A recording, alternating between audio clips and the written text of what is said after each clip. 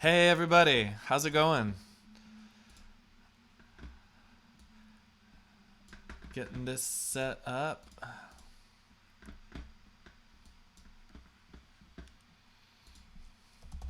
Hey, y'all here? Cool. Thanks for coming. Here's studio class. I am figuring out a little bit of technology for a second. Apologies.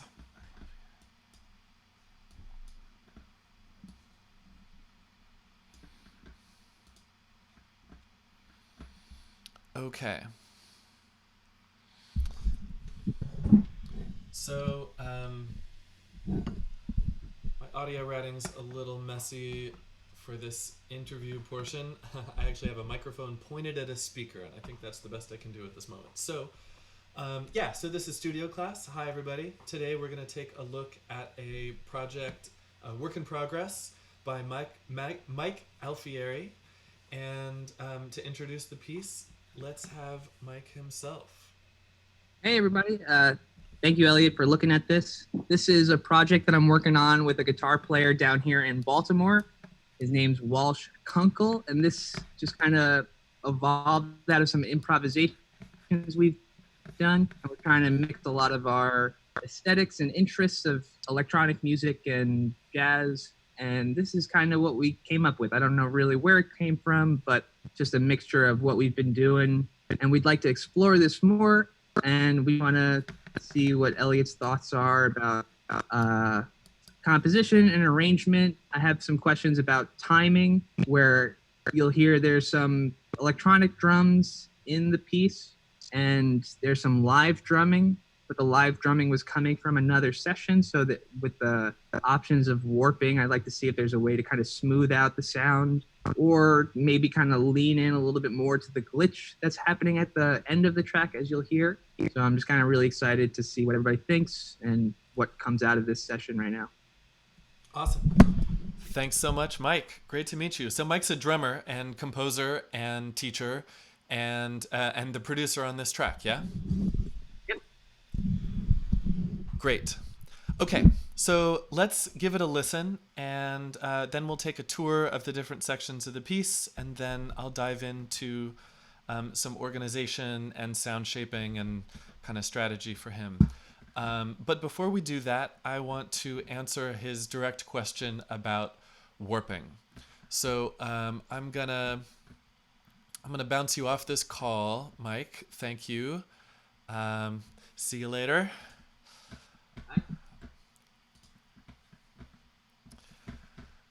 And cool. So he was telling me before that he's been having trouble. He brings in these live drum recordings that he's recorded, but Ableton automatically warps them. And it's a pain to unwarp them, and then usually the start point is wrong, and you have to set all this back up. And so I want to point you to some settings that are useful perhaps for you. Live preferences. Under record, warp, launch, there's a lot of things here that might be useful at different times. So I encourage you to check this out. And let's see, I'll make everything bigger.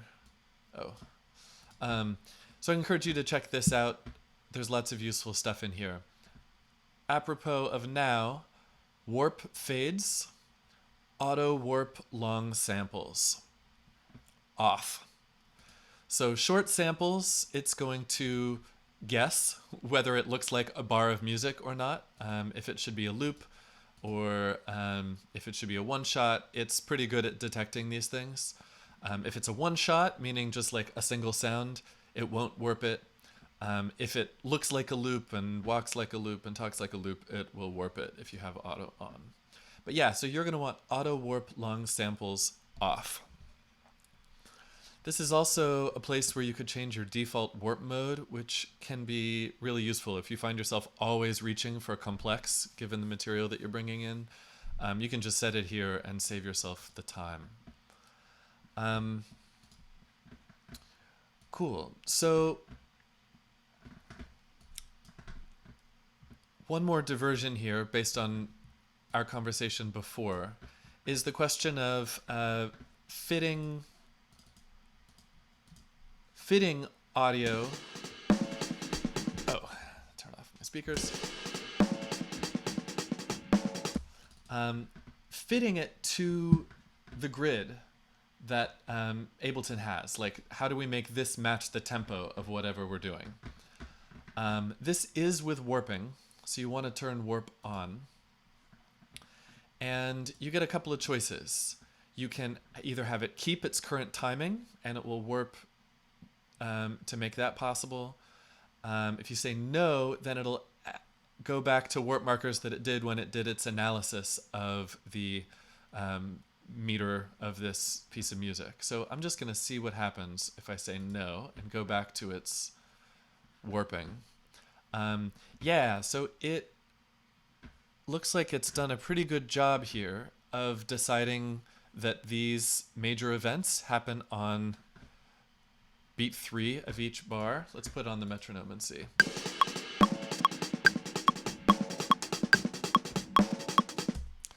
So it's done a pretty good job of guessing the original tempo here and warping it to match.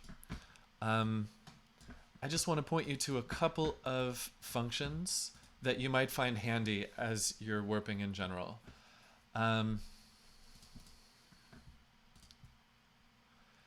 So here, if you control click on one of the warp markers, you get some options.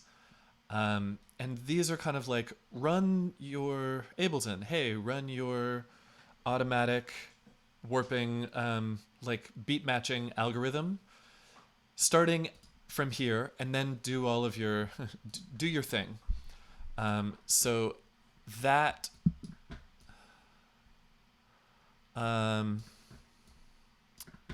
well, I think this has just made it worse. We're now getting some of these things earlier than the beat. So not into that. Oh, well, let's see. Okay, it tightened up.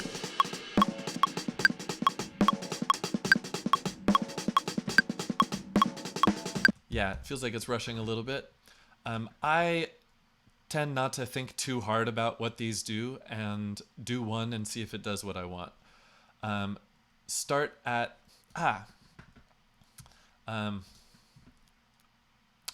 warp from here, start at 144. It's going to take this tempo and apply, and then assume that the original audio was at that tempo.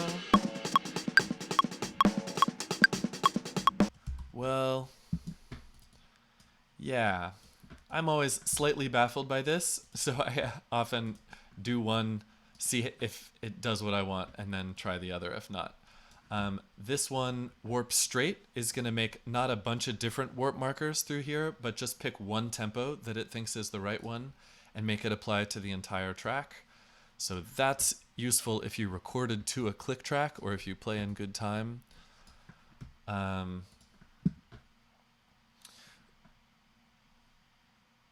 This is similar in that it's going to just put one warp marker in, and it's going to do this tempo for this whole section.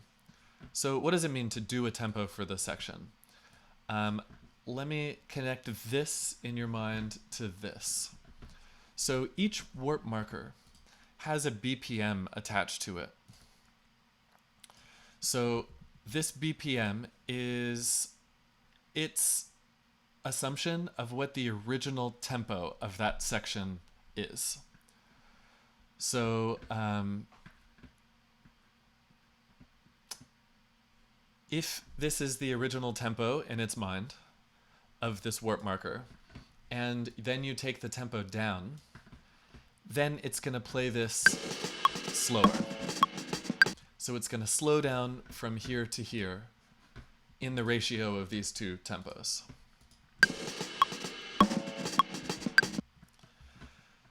So if you want this to play at its original speed, at this tempo, then you need to tell it that its original tempo was 102. If this matches this, then there's no change in tempo from the original audio here. So I'm going to undo a bunch of stuff here to go back to 144, which was his original tempo for the track. So yeah, warp markers have BPMs internal to its own kind of decision-making process about stretching time. And the relationship between this and this determines whether things are slowed down and speed up. So for example, if we want to stretch it out by 2, this makes it twice as slow. It actually changes the tempo to twice as much. And then relative to the track, it'll play twice as slow.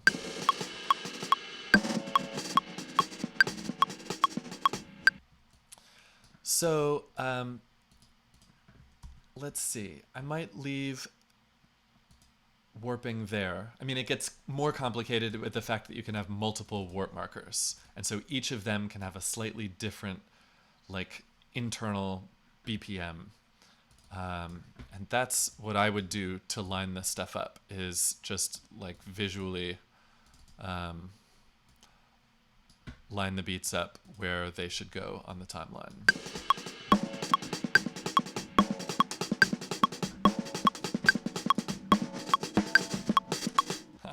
Cool. And then when you start to get confused, like, why is this stretched out or whatever, you can always just wipe forward the slate clean and say, warp my original tempo from here.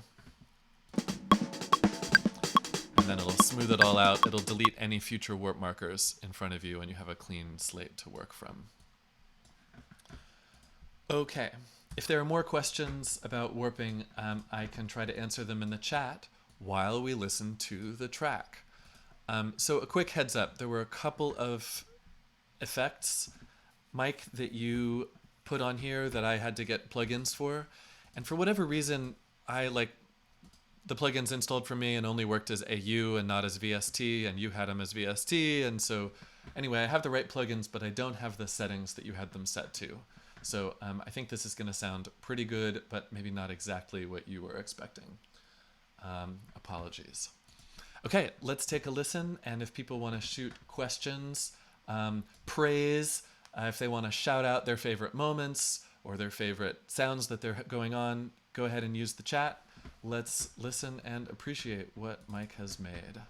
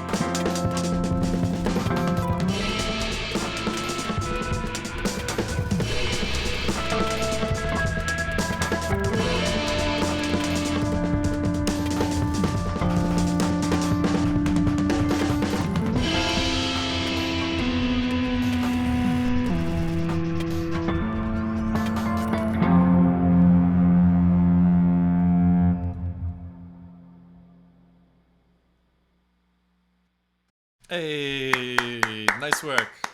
Round of applause for Mike. Beautiful, beautiful textures going on here. I love the freedom of it, and I love the focus that then the drums bring to it. It's a nice mix of like composed beats and free playing, and yeah, a great promising start to a track.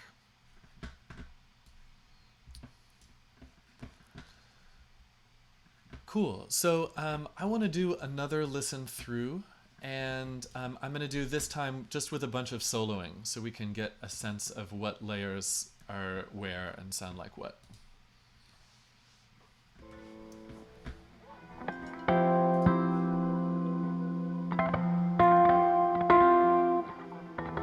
Cool. So a bunch of guitar here.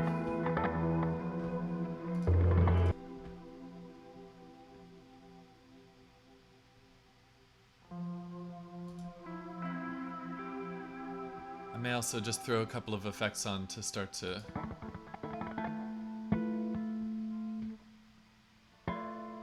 just get a tiny bit of mixing happening. Okay, so these two tracks sound identical. Not sure why we would need two identical ones unless we want to have different effects. Okay, so pause on that. Are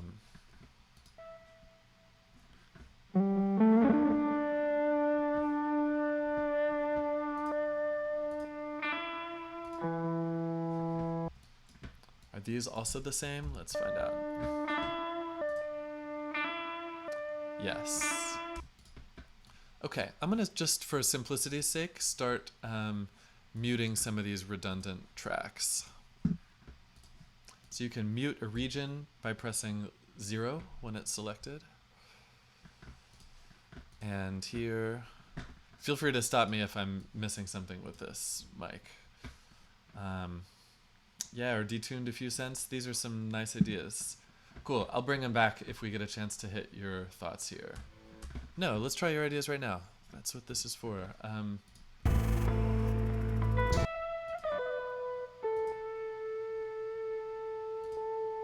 Well, there's a slightly different tone on them. Okay, I'd take it back. Let's pause on the redundant tracks for the moment.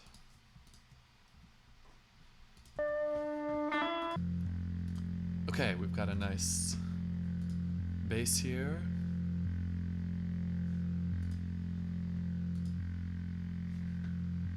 Also doubled.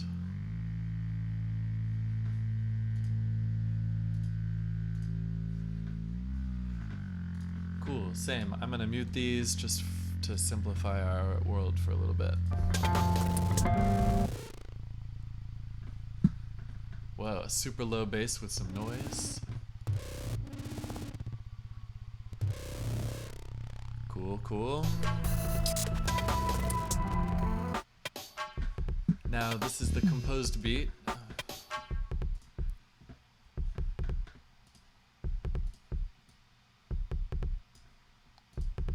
This is what I wanted to beef up a bit. Is this whole layer. I'm just hearing different drums at very different volume levels, and they're not really cohering very much. So the quick fix for that is a drum bus and hit the compressor button. Already this is punchy and present.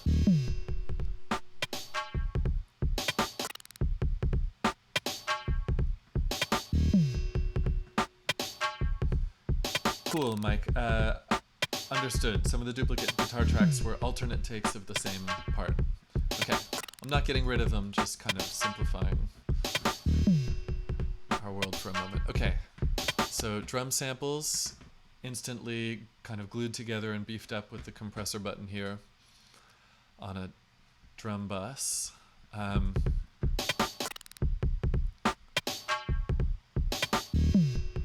just want to take a moment and appreciate the composition here.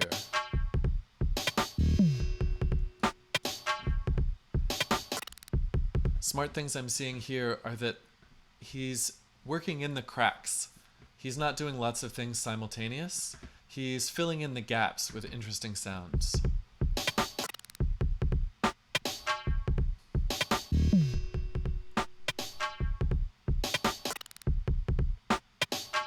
Nice.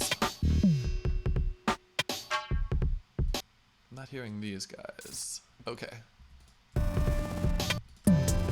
I think they're just too quiet. I'm gonna turn them up.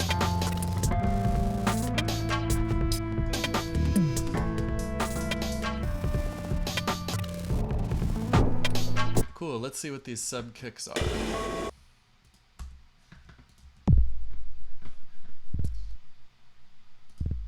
Alright, so they're audio. I don't have a subwoofer and I'm not hearing much of the tone here, but I bet that feels great on some big speakers. Really nice detail work.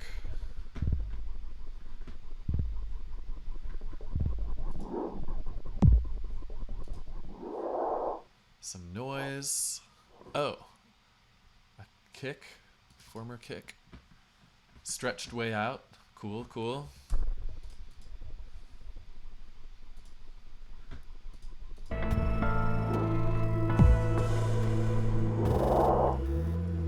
Okay, continuing on with the tour, we've got a build drop section. Cool, so I might think of this in the category of like sound effects that give kind of background shape to the environment. I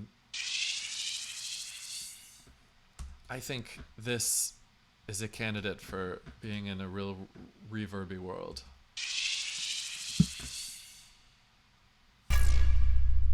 Yeah, I would do even a bigger reverb. Yeah, I think you want the sound effects layer like this that kind of describes your form and gives dramatic builds and arrivals. Should like sit back in a big washy space around the detail work of the music. Cool, let's check out percussion.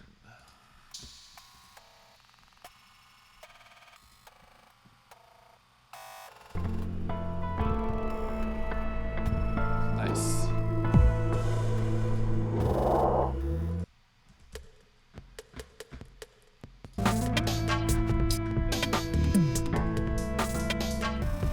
Cool, so this stuff is really in the drum beat here. Just from an organizational standpoint, I might keep all of the things in that layer together, whether they're MIDI or audio. But cool, so this is more drums. What have we got down here?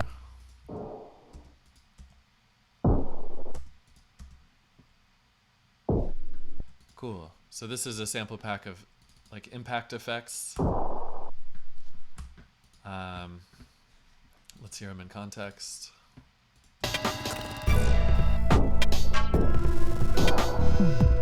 Nice. Delineating bigger phrases.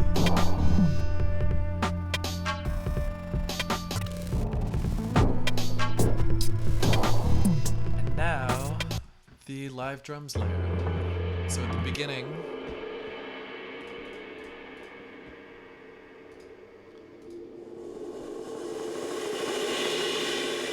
we've got all this cymbal rolls and stuff, and then over here the beat arrives.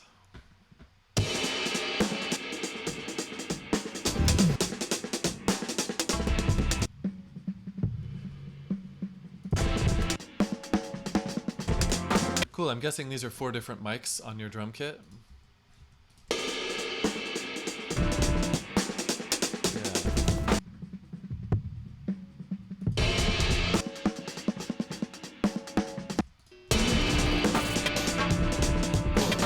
So one thing that I might do here, just from a sound point of view right away,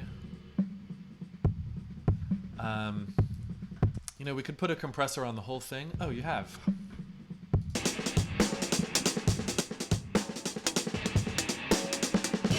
Cool. I also want to put a compressor on the kick, on this layer. Because it's the cleanest, it just has the punch of the kick and the snare pretty much. It'll be a good candidate for having its own beefing up so that we can beef up those parts of the sound without getting into all the hi-hats and cymbals and stuff, which are already pretty well smashed.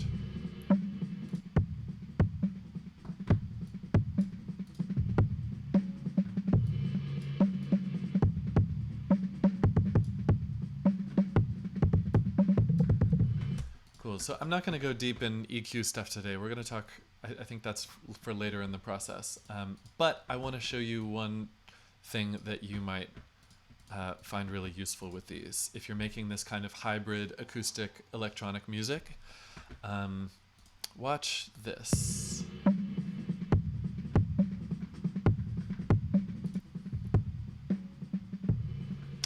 First, I want to, let's see. So this is, it looks like it's been edited for timing. I'm not sure if this is your kind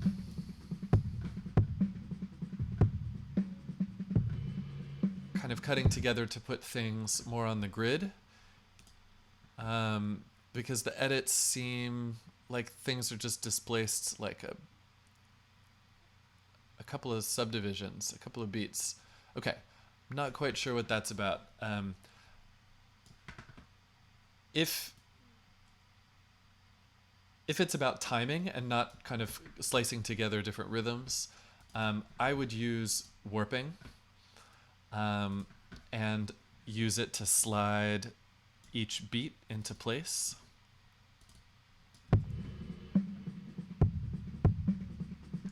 And there's actually a way, if you have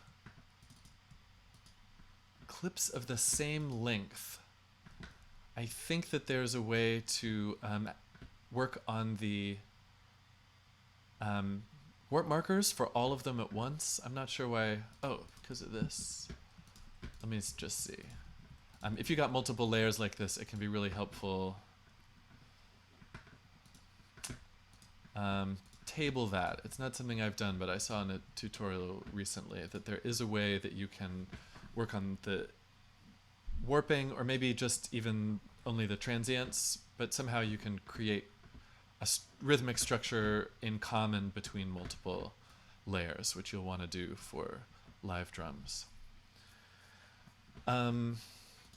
Cool, so here's the trick that I wanted to show you. I want to first glue all this together so that we can have just one audio file to do this kind of drum replacement augmentation thing with. So Command J is going to print a new audio file here. That's all one thing. And then Control click, convert drums to new MIDI track. So this is going to analyze for kick and snare and hi-hat, and do its machine learning best to separate these things. And it looks right. Kick, kick, snare, kick, snare. It also heard those hi-hats that are really muted in this track. So I actually want to get rid of these for the moment and just have a track with the kick and snare.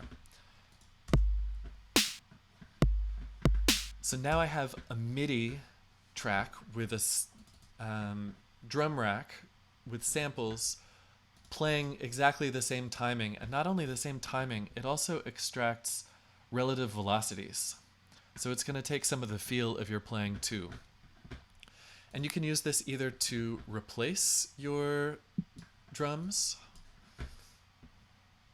Here's the original.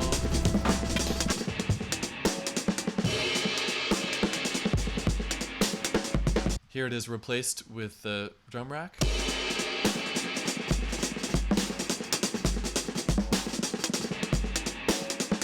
Here it is just mixed in some to add some extra heft.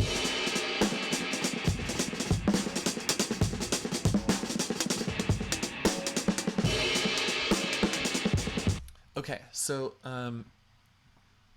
you may be noticing that the timing of these tracks sounds a little wacky, and I think that he's just had trouble with this warping situation. I should unwarp these. They should all be unwarped. That's how he sent it to me. Yeah, having multiple recordings of a drum kit and then warping them is going to be tricky, but I think that's what you want to do. Yeah, so if I were going to work a long time on this track, I would probably go back to the original full takes of these. I'd go back to the original one of here, and warp them, and I'll show you this one more time. I would just work through. You can do in big chunks if you like listen to an 8-bar phrase and then take the downbeat of your 9th bar, maybe here, and stretch it here, and then see if it kind of lined up all of your other stuff. That's not quite right, but or you can go through bar by bar and say, okay, this is the backbeat of the bar, so I'm going to put it on 3 every time.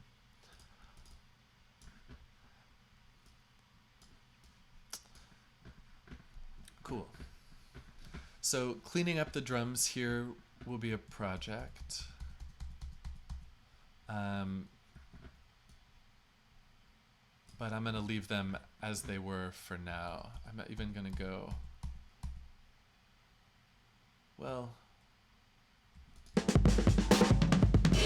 I've just, I think I made it worse with this deal. So, okay, I'm back. I did undo a bunch to get back to how he sent it to me.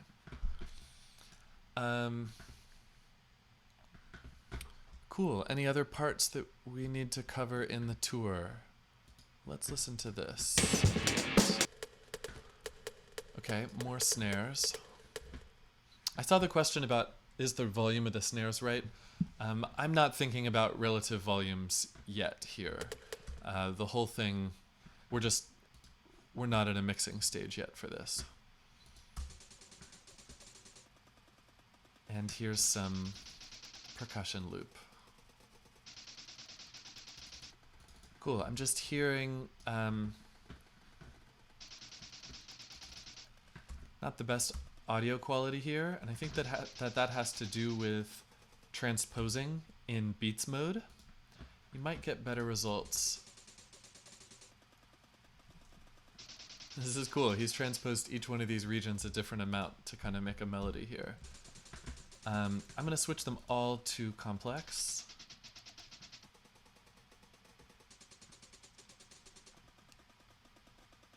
Let me just get a little more definition on the sound. Stretching with transpose or with time stretching destroys our audio a little bit. And so we just have to choose from this list which flavor of destruction are we the most okay with, and what preserves what we like about the sound. This really destroys the initial transients. Beats is supposed to preserve the transients the best. Yeah, transposing also uses the warp mode because the warp mode is the method by which pitch and time are decoupled.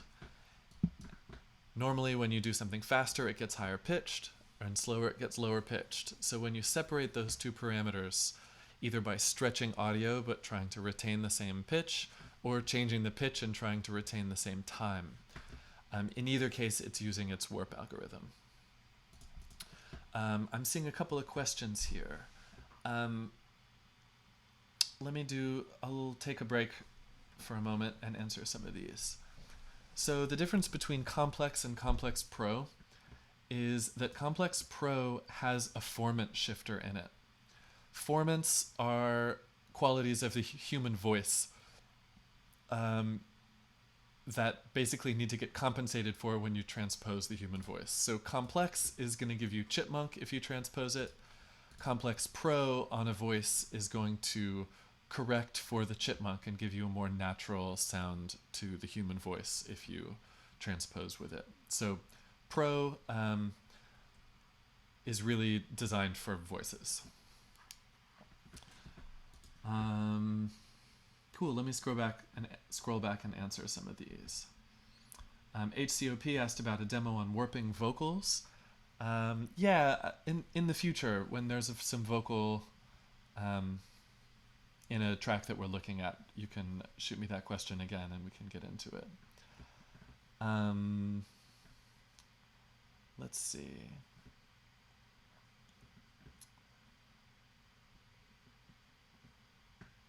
Managing all the tracks in Vue, Maddie is asking. How to make all the tracks the same length?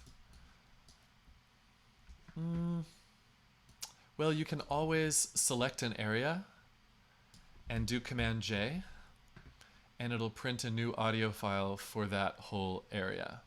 So if you see people with really polished, well-organized files, they've done this a lot to make the sections of their piece match the sections of the regions of their audio.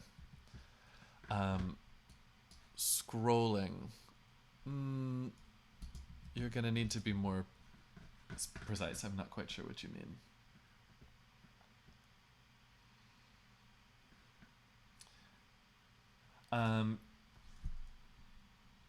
Trabs Boy, to replace live drums with MIDI, to convert drums to MIDI, you can just control click on the header of a region and say convert drums to MIDI. It'll also transcribe melody or harmony from whatever you have. Super useful if you want to take something natural and beef it up with synthesizers. Height of tracks. So you can select all your tracks. You know, this is a pretty tall session. You're going to deal with lots of scrolling around. You can select all your tracks by clicking on the top one and then shift clicking on the bottom one, and then change the height. I clicked on a region. I mean on a group.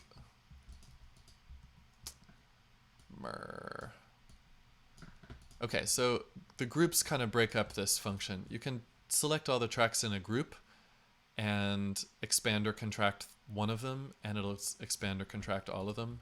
You can also select all groups and open or close them together. You can also select lots of tracks and open or close them together and change their height. Cool. So let's think about this as a project in process. Mike's invited me to take kind of a heavy hand here and not be shy about chopping things up and moving them around and stuff like that. So that's really the next thing that I would do with this. If this were my project, I would say, awesome, I've done a whole bunch of sketching. I've made some cool sections. I have made some big messes in some ways. There's so many tracks. There's so much going on. There's lots of layers here. That's an awesome first push on a project, to get a lot down, try a lot of things, make a mess. Next, then, is the process of organizing. And I am feeling like that's the next thing to happen here. So let's listen again, and I'm going to kind of narrate my thought process out loud.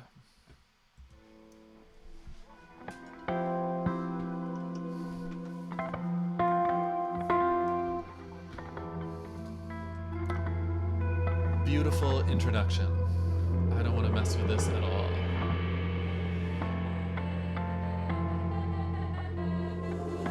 there's voices. I miss these totally.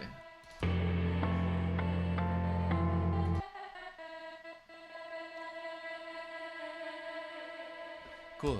That's beautiful. I would love for that to come back at different times.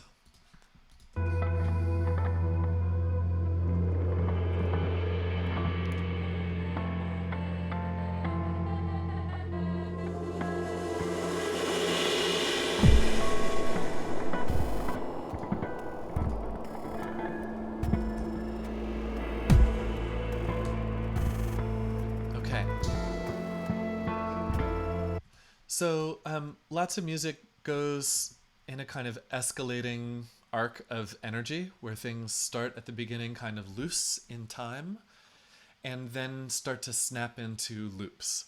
And that's what I'm hearing here dramatically.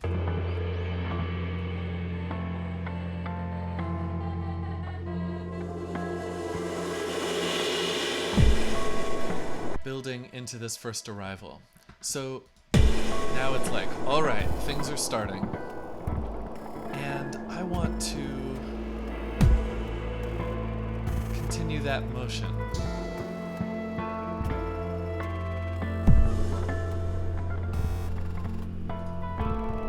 Let's see.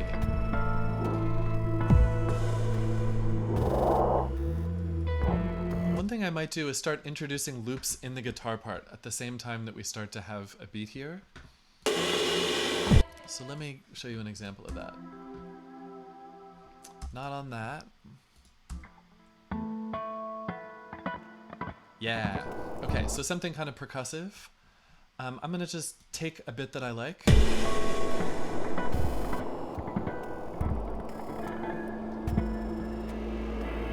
So that makes a nice phrase kind of all on its own. I'm gonna take all that and duplicate it, Command D a couple of times.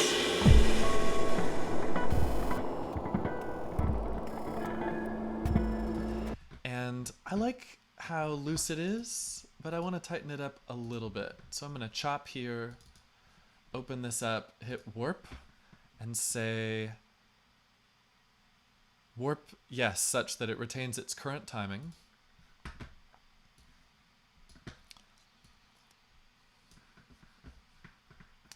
But now I just want to move a couple of these things a little more onto the beat. So I'm going to click on things that I want to stay in the same place just to anchor them, and then maybe that's the only one I wanted. Well, the beginning too could be a little more purposeful.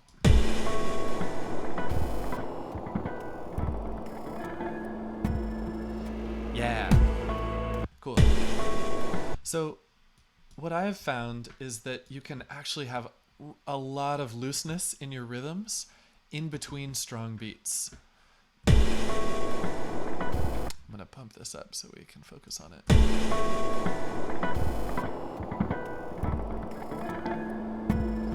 So the fact that this ends up on a beat kind of makes all of the rest of this make sense, even if all of this is a little bit off the beat. Got a little floating feeling and then it snaps back in. So I really love that kind of play with rhythm. So I'm going to take that, chop here, and repeat that. Maybe find other layers to do that on too. What's going on here?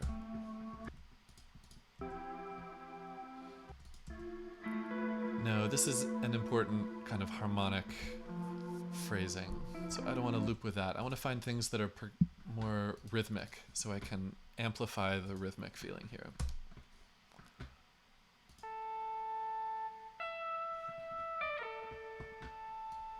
Maybe take a small bit of this.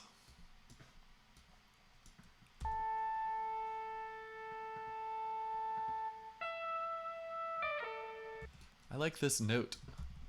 I'm going to put it here.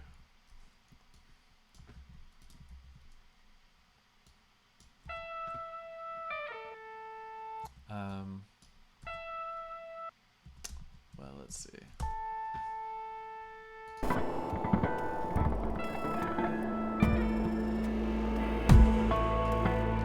So I'm gonna stay on the 4-bar phrasing here and just duplicate that a couple of times.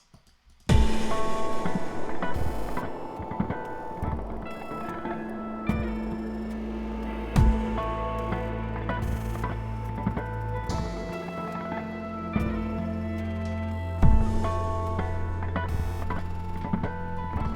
and I want to keep these grooves going.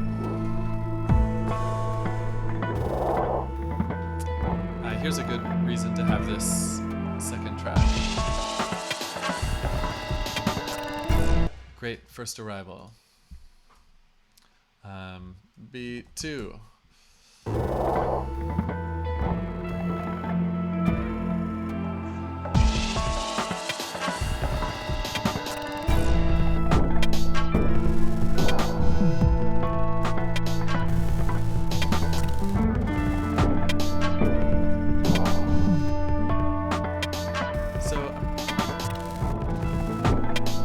My thinking here is to start making some of these things loop to create more coherence and purpose in this kind of building section. The thing that improvisation can lack,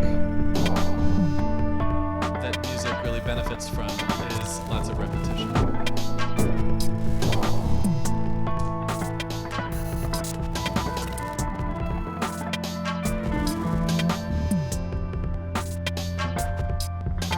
So hold on.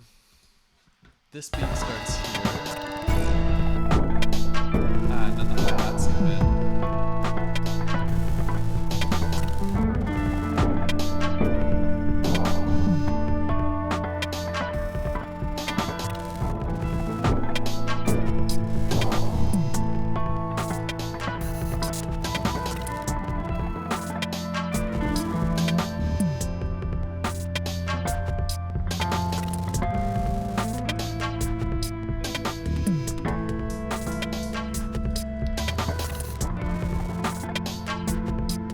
Patterns going.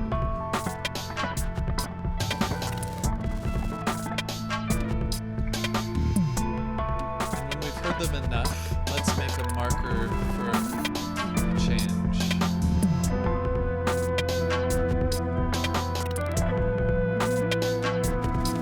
Cool.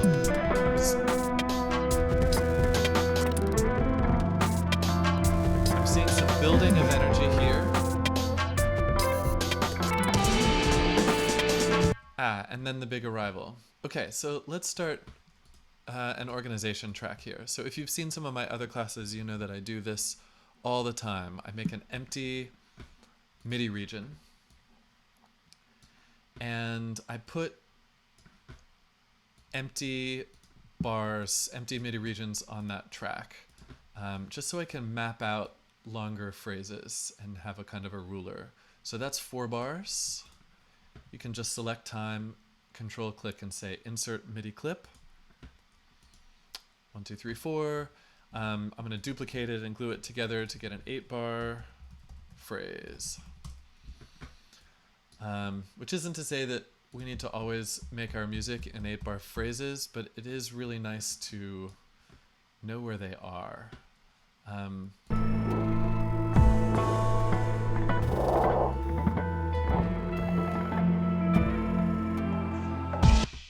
So why does this feel right, or his timing?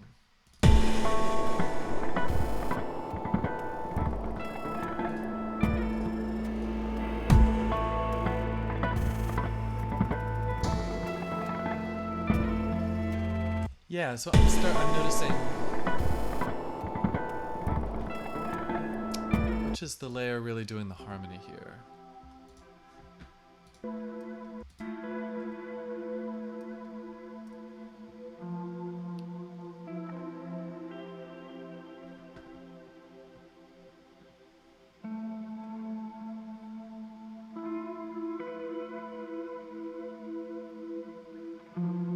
Beautiful.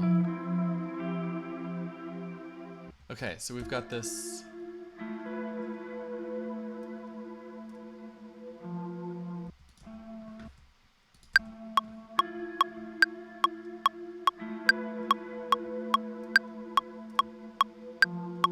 Okay, so we've got this kind of like minor 1 to 6 motion happening here, and that's the phrase. It starts here, 4 bars, it repeats twice. So I'm gonna chop this out and start it right on the beginning of this section. Organizing the music is all about lining up significant moments in all the tracks. And so if a significant harmonic cycle is starting there, we should line it up with the significant beginning soups of other things. So I've just slid those over. And now I'm going to just chop out these 2 bars. You can delete bars with delete time. It's not in this menu. It's under edit. Command Shift Delete arrow. So I'm going to do that. Boom. We've got a clean phrase here. I have chopped up my this 8-bar phrase. It's no longer an 8-bar phrase, so I'm going to do duplicates all the way out here. Yeah.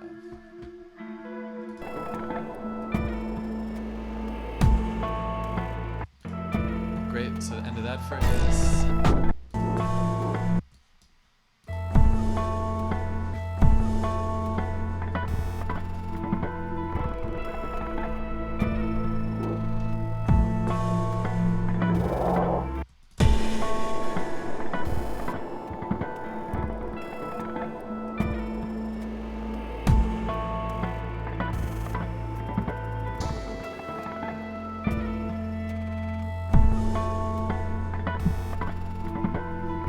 Wow.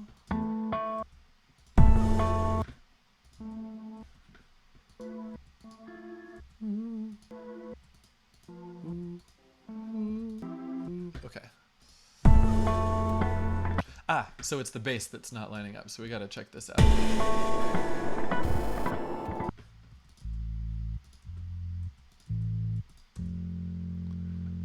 Okay, so I want to bring the bass along.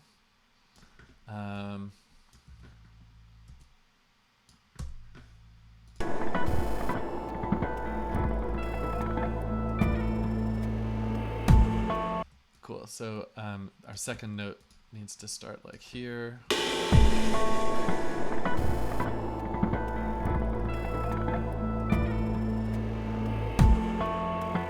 To the 6.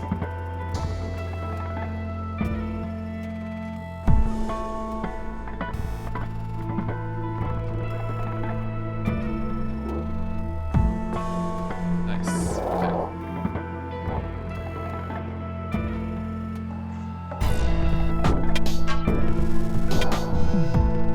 Great.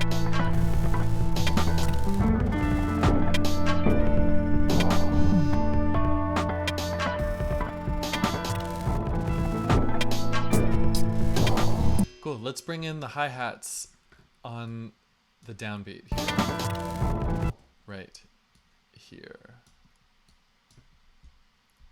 Again, lining up significant beginnings and endings in particular.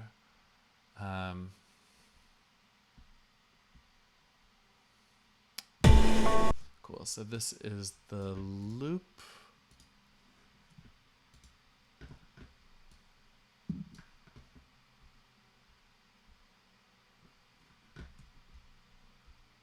Yeah.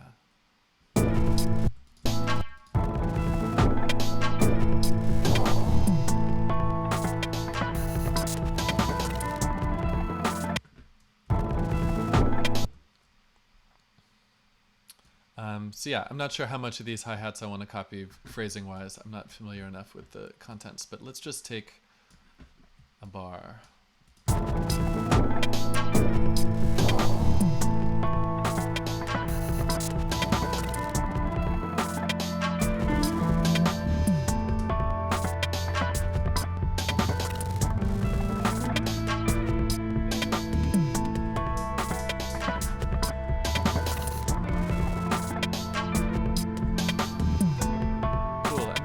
Tired of hearing the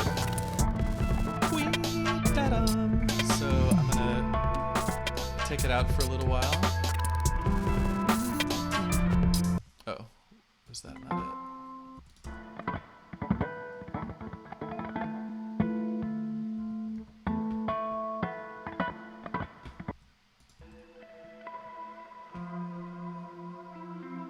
Ah, it's here. That's right.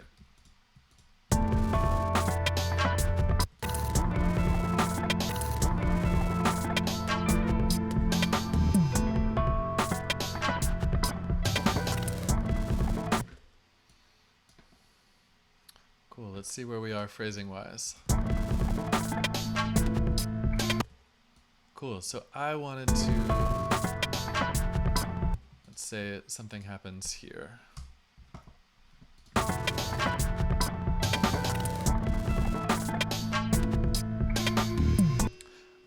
It's probably time for a change of texture more, so I'm gonna take out again that beep-it-um, but maybe also, let's just try muting some other things for maybe 2 phrases, and then start bringing things back in.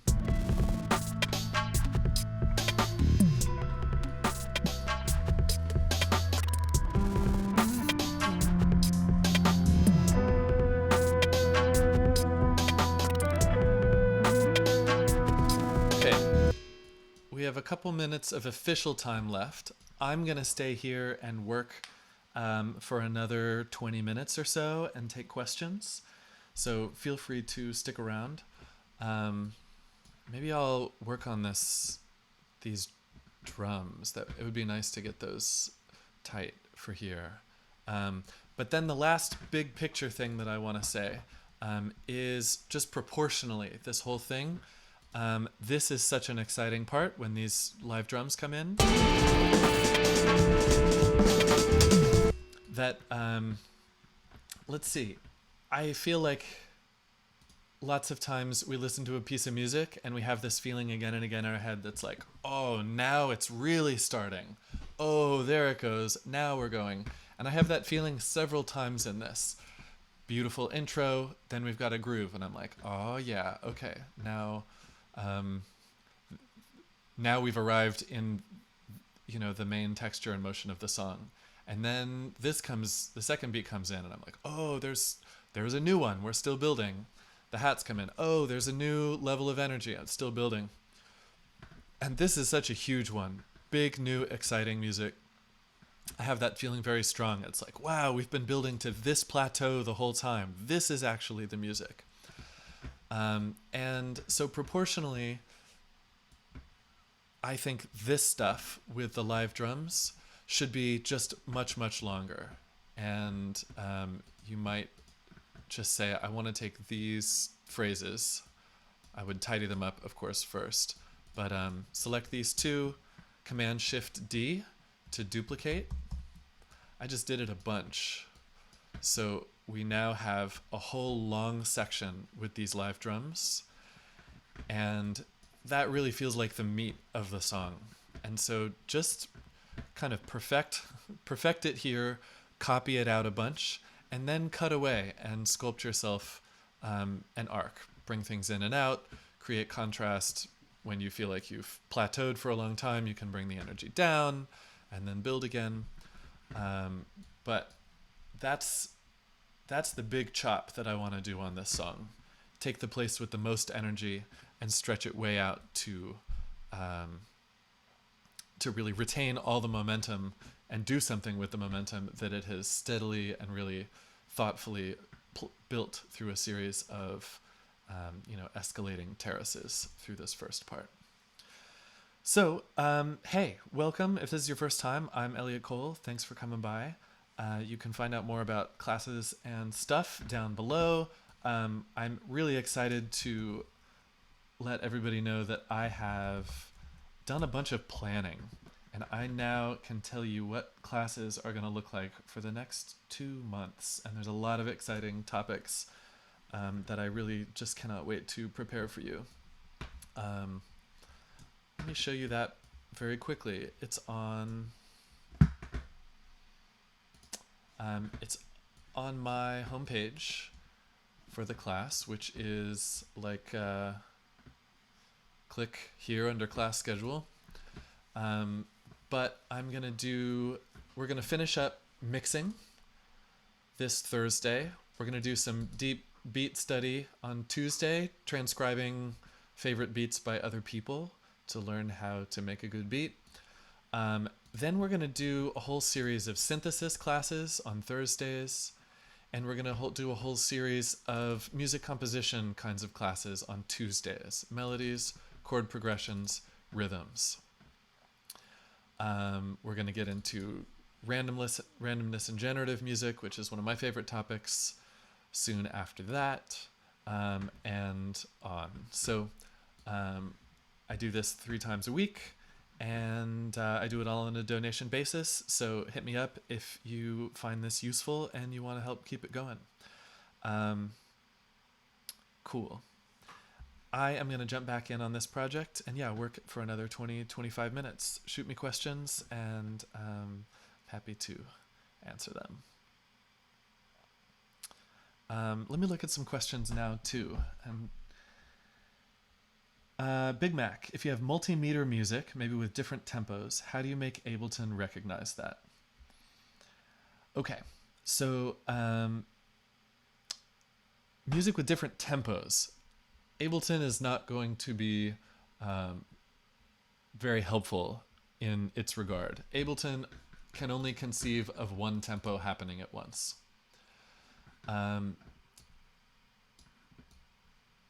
But multiple meters can happen. Let's see. Ableton's not going to know that you have multiple tempos going on at once, but you, of course, can create whatever music you want. And if this loop is at one tempo and this loop is at another tempo, and they fit together in a way that you like, there's no problem. It's just not going to help you along in that process by giving you like different grids for the different tempos of the different tracks.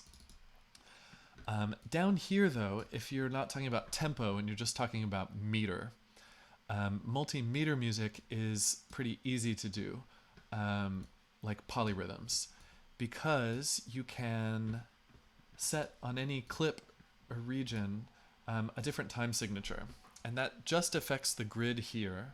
So I could say I want this to be a 3/4 loop. So now our bars only have 3 beats in them, 1, 2, 3, and it'll loop knowing that that's a bar. A 3-beat thing is a loop. So you can locally make your loops work on your loops in clip view with different grids. But again, when you go back to the master arrange view here, you're just going to have one time signature and one tempo. Cool. Thanks, Dreadbone. See you next time. Okay.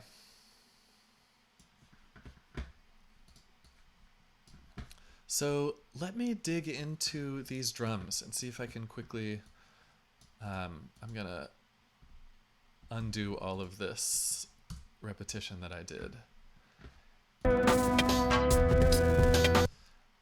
Let me see if I can sort this.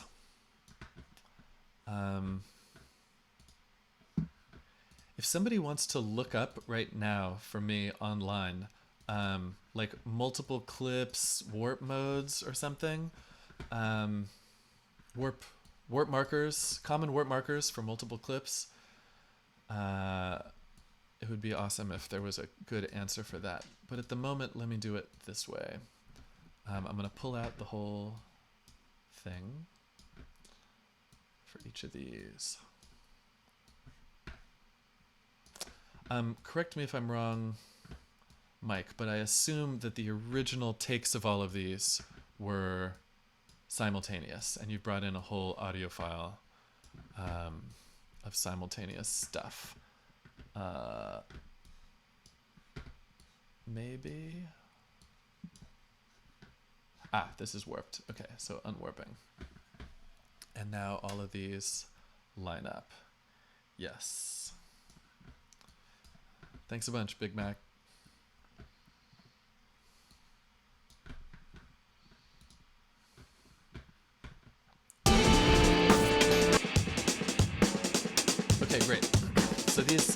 sound all in sync.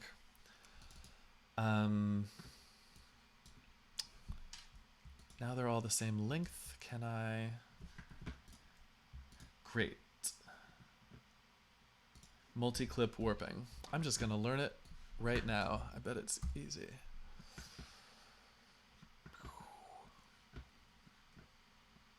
When clips of equal length are multi-selected, adding or changing warp markers for one clip will apply identical warp markers to all. Clips of equal length are multi-selected. Okay, I'm gonna try it the easy way, which is to say I select all of these, Command U to quantize. Nope.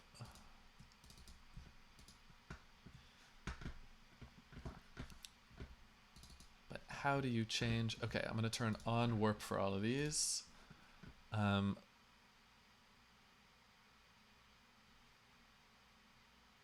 Sure, retain current timing. Great. Okay, awesome. Now we are looking at all of these together.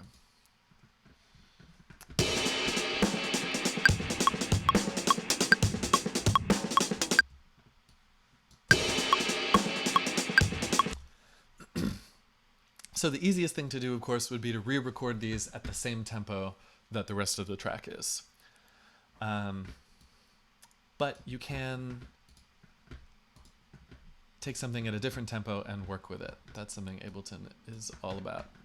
So I'm gonna listen for 8 bars and find the beginning of the 9th bar. 2,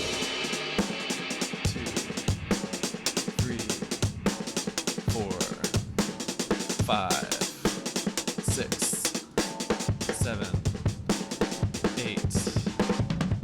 Boom, right there. Okay, so that should be bar 9. Oh, got a question. Leader, follower. I think this is a new Live 10 thing, and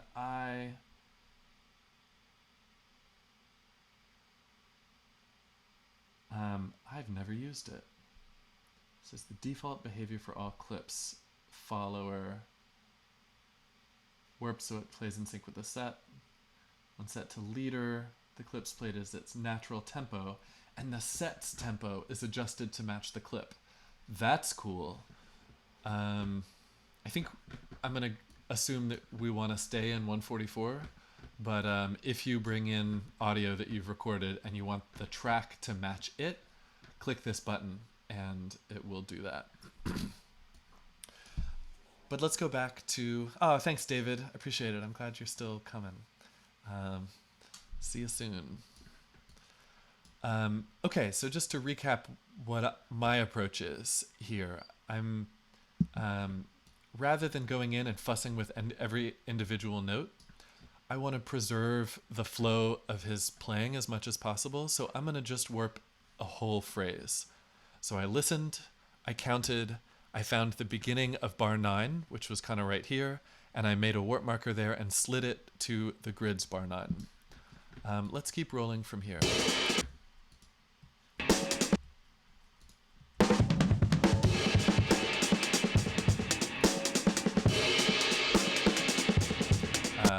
Starting again. Hey, buddy. I want to take it in the middle. 1, 2, 3, 4, 5, 6, 7, 8.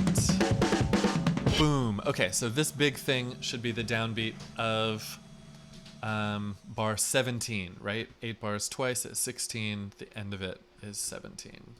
So select all of these, take this final arrival, put it on bar 17, and so it stands to reason then that everything in between now is, if not perfect, pretty close. I'm going to just check against my metronome. I do want it to be pretty tight given how many other quantized layers are going on here. So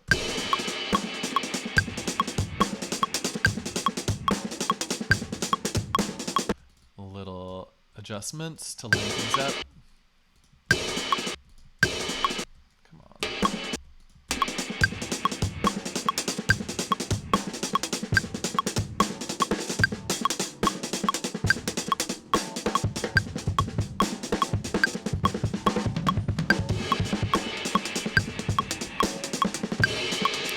fill's a little wonky. You can clean it up if you want.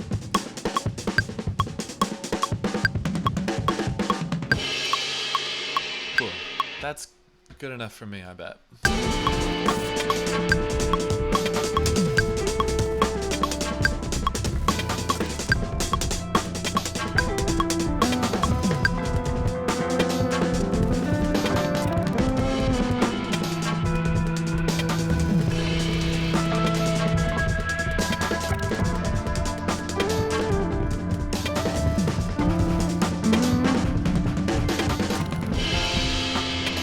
Okay, so let me just think about what this music is working to be.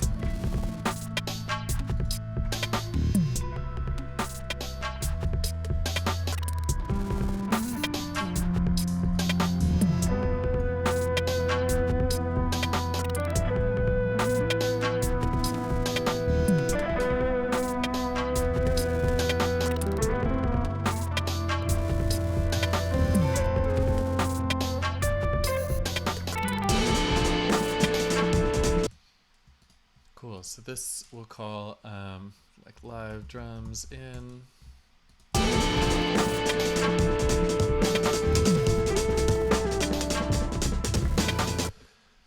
So this live drum entrance is such an important moment. I want to prepare it a little bit, and you can prepare things by building up into them or by lifting before them, or a combination of both. So I'm gonna do a lift in the other drums, which just means I'm gonna cut some stuff out before the arrival.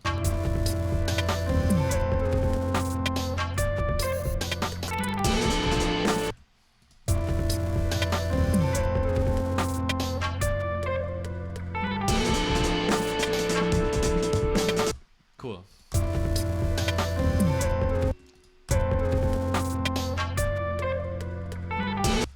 Maybe chop some other things too. I'm not quite sure what any of these are at the moment. It doesn't quite...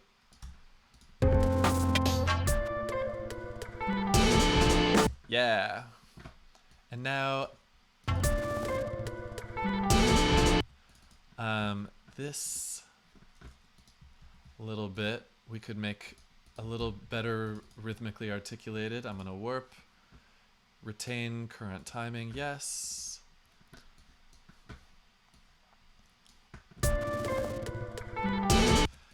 Put this right on beat 4.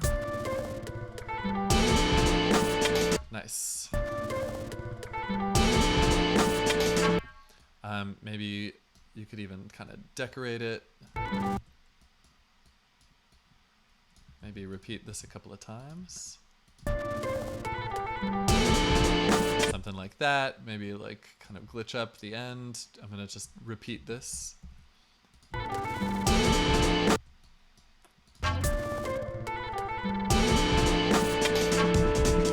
And I'm actually reminded of the really beautiful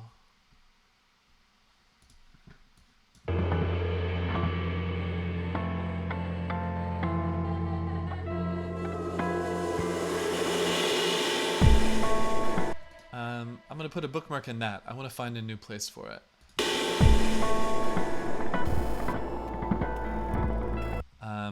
But he's already done some kind of build-up things. Let me find cymbal swell up.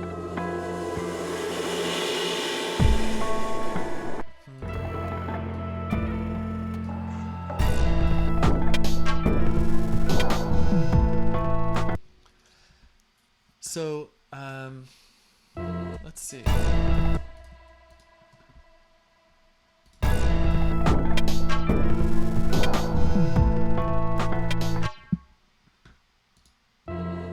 Let's take this and use it to propel into each of these sections.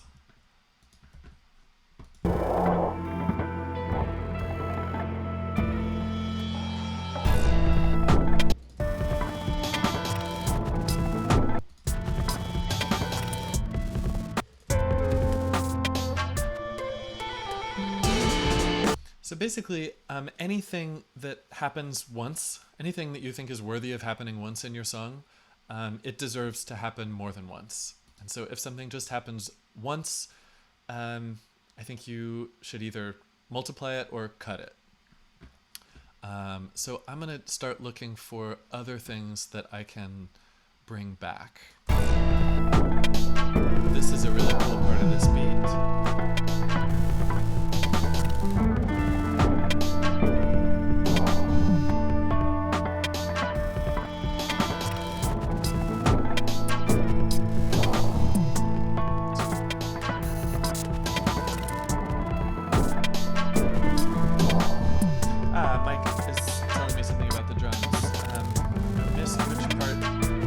About, but I glitched most things by chopping up into small subdivisions and duplicating. Mike, are you talking about the drum track?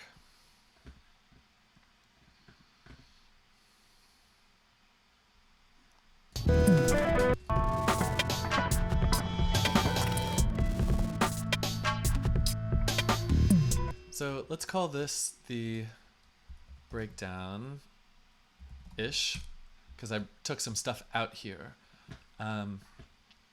Makes sense for me to lower the energy before a big arrival.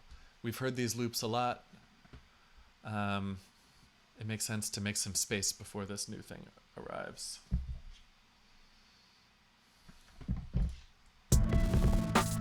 So this actually would be a perfect place to bring back those voices.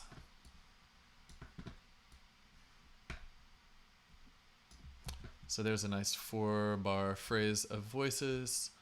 I'm gonna go find that breakdown and put them in again. Sorry. Here. Maybe fill up that whole deal.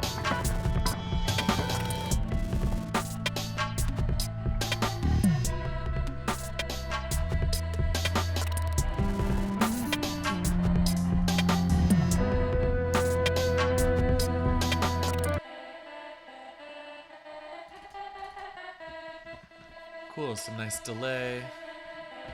Making an environment here. I love that.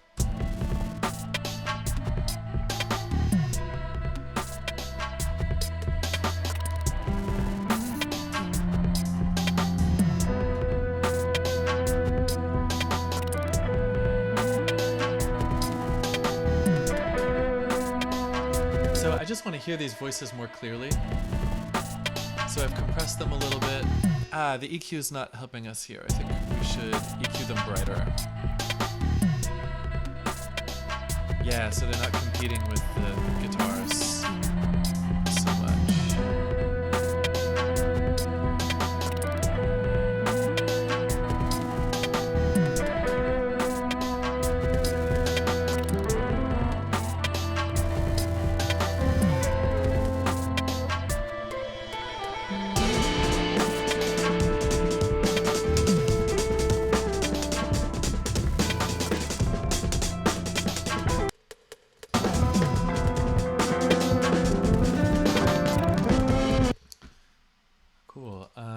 Again, I'm going to cut stuff out before the live drums come in. And then I want to bring things in. Let's just find a good loop of these snares.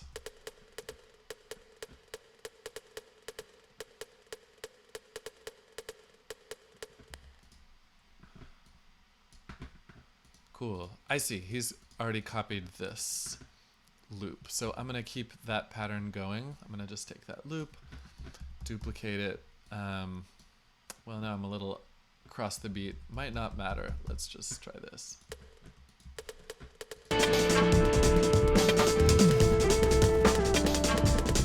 Honestly, this is getting lost for me. It's there's a lot of action going on down here.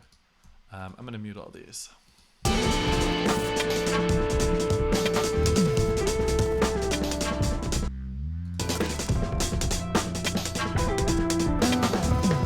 Okay, so when this comes in, maybe it's like guitar solo time. Maybe that's the main event here.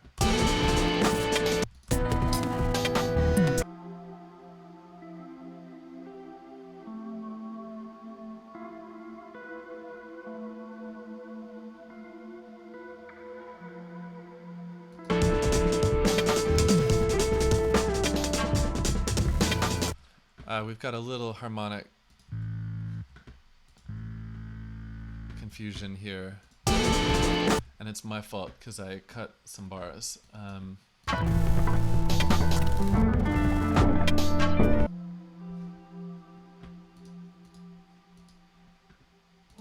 So I should have been naming things. This is our 1/6 phrase. I'm gonna just copy it. He's making nice variations on it, but I'm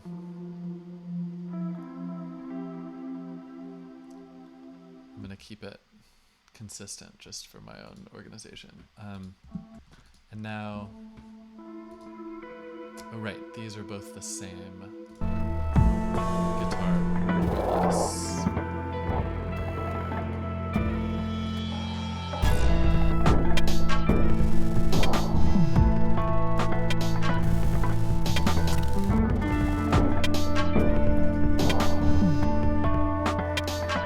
So, at some point in the future, we want all this to come back. It goes away for a while.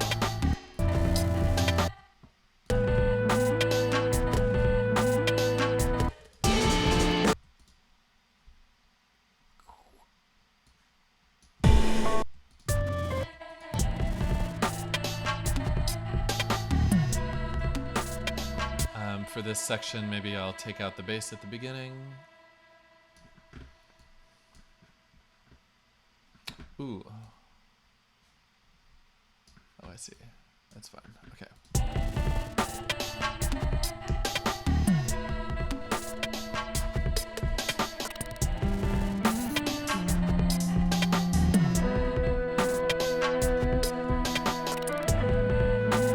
Bass back in.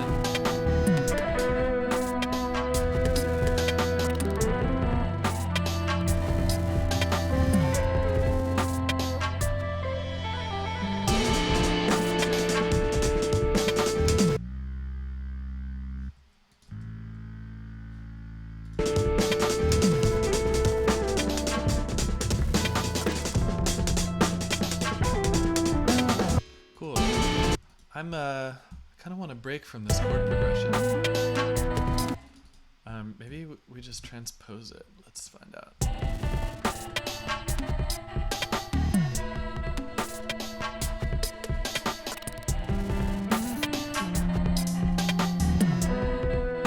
We go up a fourth.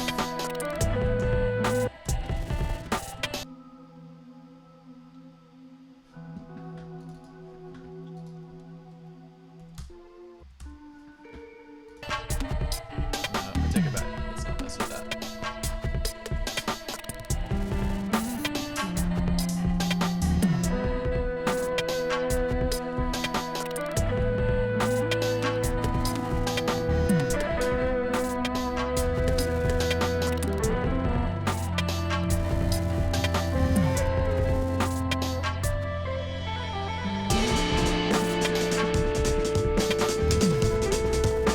Okay, I feel like we need a new bass line.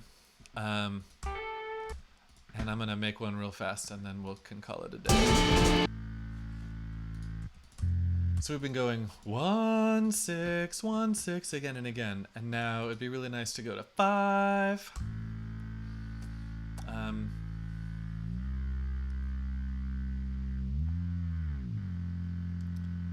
So I'm gonna take this nice long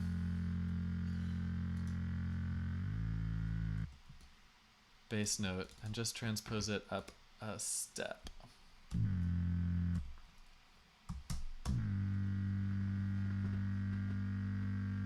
I want to warp it, yes.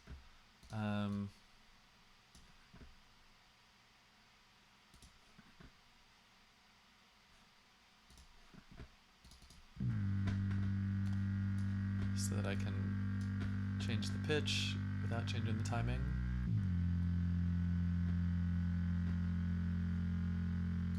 And now repeat this. Nice.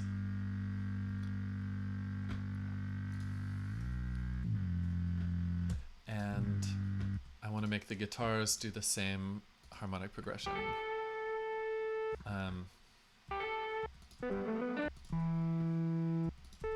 So this is kind of like guitar solo time. Where's the...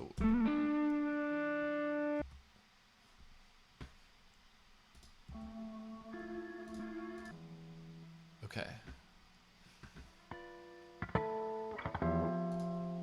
I'm going to mute these for now. We'll bring them back.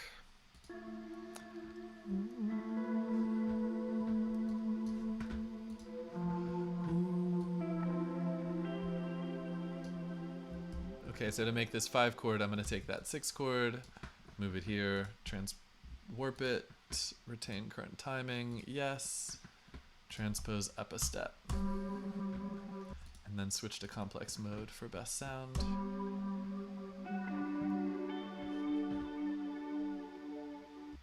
Add the bass.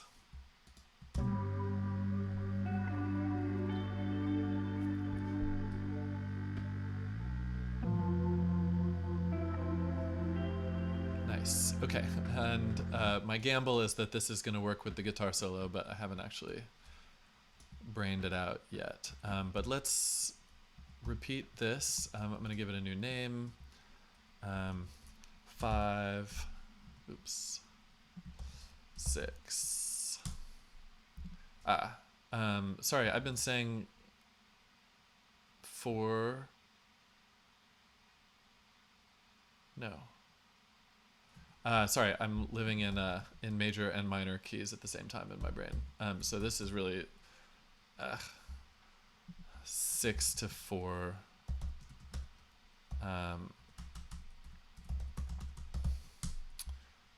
Okay, so ignore my Roman numerals.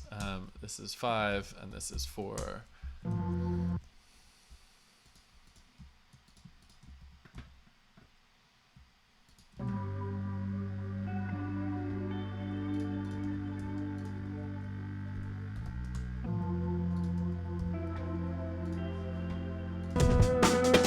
Okay, let's see with the lead guitar.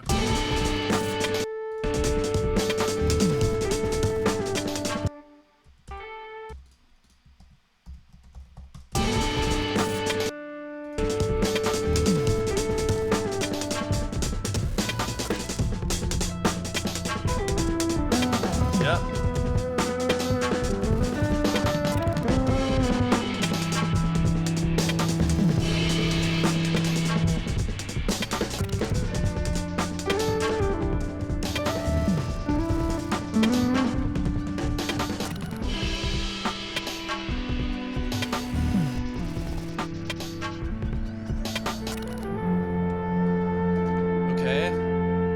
Would extend this section longer, but yeah, coming to some kind of breakdown is good. And then just for my last thing today, let's add a recap of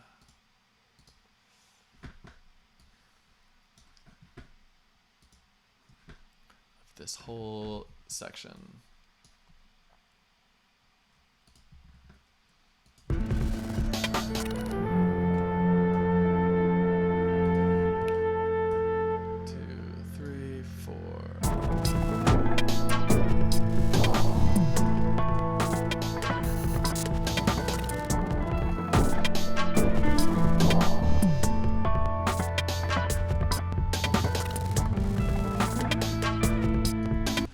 Okay, so this was really fun, Mike. Thanks for being willing to let me just do whatever I want on your track. I hope this was useful. This is definitely what I would do next. And just to recap a couple of the key ideas, I would build myself a structure to work off of. I would start making loops out of things to create more consistency as we build energy, and as you want other things to come into the foreground. So things, when they start to loop, they, you know, in our brains stop trying to process them as hard because our brains are familiar with them. So they kind of go into the background, not of the mix necessarily, but of like information space. So our brain lets them sit on the back burner and gives us more space to focus on whatever's new, important, and exciting in the trajectory of the piece. So adding repetition, aligning beginnings and endings of important sections, creating kind of an arc of building over a long period of time and then achieving a plateau and then taking us down in some energy to build up again and have some kind of return of things from the past is, of course, super easy to do in Ableton because you can just chop and drag big sections. The next steps for this for me would be doing some cleaning up, figuring out which sounds are really helping in some sections and which aren't. There are some of these sounds that I didn't really think about as I've been working, obviously, and those are maybe not the most important things. So I would give this a haircut. I'd give this a haircut of maybe 30% of the layers and ideas here. Then I'd finish tidying up the form and mix. And so mixing, we've been doing a whole series on mixing on Thursdays, and you can go back and see those past classes or come around this Thursday. We're going to do our capstone of the mixing sequence, which is going to be all about organization, kind of a start to finish step-by-step guide for doing a mix, including the things that we've talked about in the past: EQ, compression, reverb, etc. So, yeah, thanks everybody. Thanks, Mike. Let's all give Mike a hand. Yay, Mike. Type it in. Really beautiful music. I'm excited that you are making stuff like this. Say hey to the guitarist for us. Say thanks for sharing the music. And yeah. Again, if you're new, if you don't follow me yet, hit the heart button up top of the screen. Give me a follow if you want to stay in touch and see more of these classes. You can sign up on my website for email notifications. There's a Discord chat server if you want to come around and be in touch and chat with other students and share your projects in between sessions. Yeah, that is it. Thanks.